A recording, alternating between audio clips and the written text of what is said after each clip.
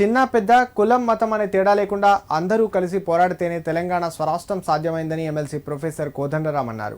మన రాష్ట్రంలో మనవాడే పరిపాలన చేస్తాడని ఆశపడ్డాం, కానీ గత ప్రభుత్వ పాలనలో మన రాష్ట్రంలో మనమే పరాయి వాళ్ళం అయిపోయామని ఆవేదన వ్యక్తం చేశారు. సిద్దిపేట జిల్లా కేంద్రంలోని ఎన్జీఓస్ భవన్లో తెలంగాణ ఉద్యమకారుల వేదిక ఆధ్వర్యంలో జరిగిన అభినందన సభలో ఎమ్మెల్సీ ప్రొఫెసర్ కోదండరాం ముఖ్య అతిథిగా పాల్గొని మాట్లాడారు. తెలంగాణ రాష్ట్రం కోసం జరిగిన పోరాటం సాధారణమైంది కాదని, ఇక్కడ జరిగిన పోరాటం ప్రపంచంలోనే గొప్పదని ఆయన కొనియాడారు. సబ్బండ వర్గాలు ఏకమై పోరాటం చేస్తేనే తెలంగాణ రాష్ట్రం సాధ్యమైందని తెలిపారు.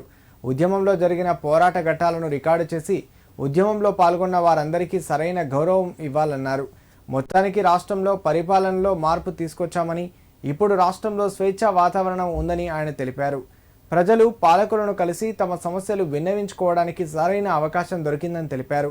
తెలంగాణ ఉద్యమ స్ఫూర్తితో రాజకీయంలో ఉంటూ ఎమ్మెల్సీగా తెలంగాణ ప్రజల కోసం నిబద్ధతతో పనిచేస్తారని ఈ సందర్భంగా కోదండరాం తెలిపారు.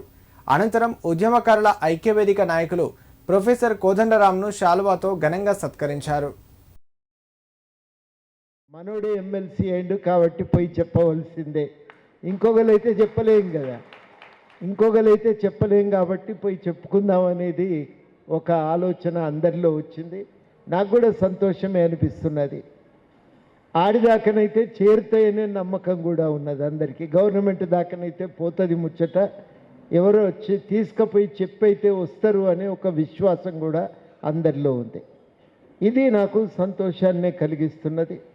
తప్పకుండా మనమందరము ఈ విషయాలపైన దృష్టి పెట్టవలసిన అవసరం ఉందని అంగీకరిస్తూ, కొట్లాడి తెలంగాణ తెచ్చుకున్నాక అందరం ఏమనుకున్నామంటే మనోడే గవర్నమెంట్లో ఉంటాడు, ఇట్లా పోయి చెప్తే పనులు అయిపోతాయి అని చెప్పి ఆ రోజు అందరం కూడా ఆశపడ్డాం.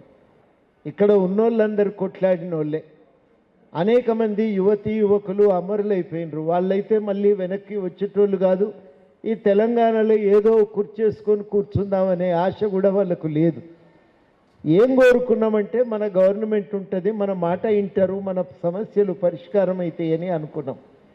కానీ మన రాష్ట్రంలోనే మనం పరాయోళ్ళమైనాం, కొట్లాడిన వాళ్ళమే పరాయోళ్ళం అయిపోయినాం.